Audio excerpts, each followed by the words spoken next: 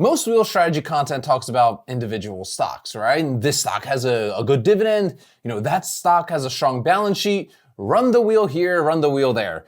Pick the right names, manage assignments, rinse and repeat. I like to run the wheel on individual stocks too, for sure. But the most important options position I'm building isn't on any single company. It's on SPY. And the reason comes down to one thing no individual stock can offer: a reliable historical track record of recovering to new all-time highs after every single decline in modern market history. That one fact changes everything about how, at least I, manage my assignments, and it's why I think SPY is the most overlooked wheel strategy candidate in the retail options area. Here's why the all-time highs argument matters so much for options sellers specifically. The biggest risk, we know this, in the wheel strategy is what's called bag holding, getting assigned on a stock that keeps declining. You bought it at $48 because you sold the put. It's now at $32. You're running covered calls because the stock isn't recovering. The covered call phase drags on for months or even years. Capital is frozen. Opportunity cost just mounts. This scenario happens on individual stocks all of the time. Companies go through genuine fundamental declines. It happens. Competitive pressures, earnings misses, industry disruptions. Any of these can send a stock lower and keep it there for years. SPY does not behave this way, okay? SPY is the S&P 500. It holds 500 of the largest US companies, automatically replacing any that fail or shrink. In modern market history, through the 2000 dot-com crash, the 2008 financial crisis, the 2020 COVID collapse, the 2022 bear market, SPY has gone to new all-time highs every single time. Not guaranteed, but it has. Some recoveries took months, some took years. The 2008 recovery took 4 years to complete, but it completed and then it went higher. For an option seller, that historical pattern changes the assignment scenario entirely. Getting assigned on SPY in a down market is not a problem to escape. It's ownership of the US economy at a temporary discount.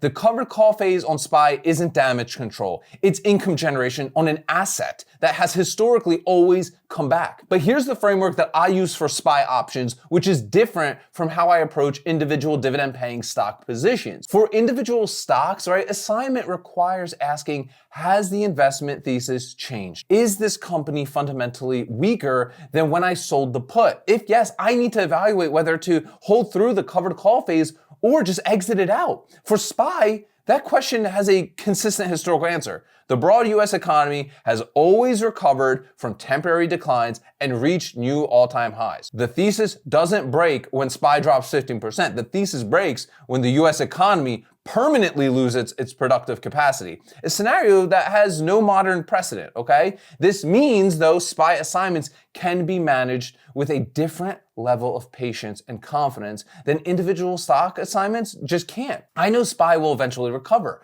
The only question is timing. And I manage timing by choosing appropriate position sizes and maintaining a sufficient reserve on the sidelines. The two-mode framework I use with SPY is active mode and accumulation mode. Active mode is running cash-secured puts during pullbacks and covered calls on assignments. Accumulation mode is buying weekly regardless of price to build a lower cost basis. Both run simultaneously, but the balance shifts depending on market conditions. Let's talk about selling SPY puts during those pullback times, all right? SPY at current levels, around let's say $740, has an options chain with some meaningful premium at conservative strikes. A 30-day put at 5 to 7% below current price might generate $5 to $8 per share, depending on obviously implied volatility conditions. On one contract, 100 shares, right? That's $500 to $800 per cycle for agreeing to buy 100 shares of a US economy at 5 to 7% below the current market price. The collateral required is approximately, let's just say $70,000 to back one SPY put at those strikes. That's significant capital per contract, okay? Which is why SPY options favor accounts that have been accumulating for a long time, or accounts sized specifically for the SPY premium environment.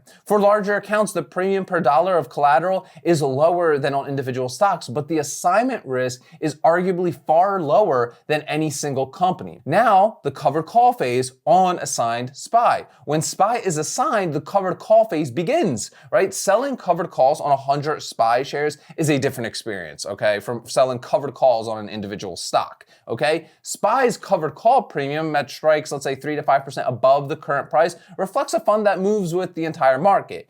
In moderate volatility environments, a monthly covered call at a strike 4% above current price might generate $3 to $5 a share on 100 shares. That's, let's say, call it around $500 a month. The patience required to run the covered call phase on SPY during a down period is justified specifically by the all-time highs track record. If SPY is assigned at 720 during a correction and is currently, let's say, trading at 690, running covered calls at 700 to 710 generates income while waiting for recovery without the anxiety an individual company, potentially failing to recover. Okay? But let's talk about long-term accumulation layer. This is where I'm in.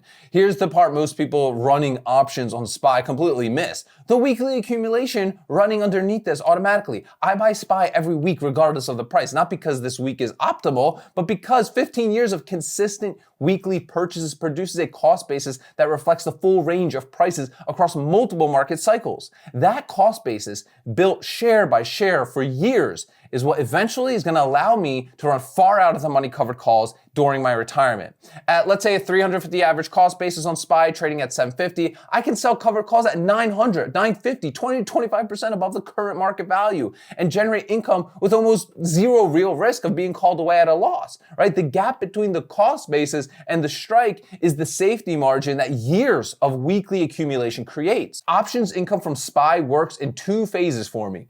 Active premium generation now through the puts and covered call cycle, and passive far out of the money covered call income later when the cost basis gap is so wide enough that the calls are essentially risk-free, right? SPY is the only wheel candidate where the assignment risk, the risk of being stuck holding a declining position indefinitely, has at least historically resolved itself through the natural behavior of the underlying asset. Every correction becomes a temporary, lower cost basis on an asset that has always eventually returned to new all-time highs. That doesn't make SPY risk-free though. A holding period of months or years during a recovery requires some real patience and sufficient reserve capital. But the type of risk is fundamentally different from individual stock risk. Running the wheel on SPY means running it on the bedrock of the US market itself. The premium is real, the assignment is manageable, the recovery is historically reliable, the long-term accumulation builds a low-cost position that eventually powers a retirement income strategy through far out of the money covered calls. No individual stock offers all those properties together.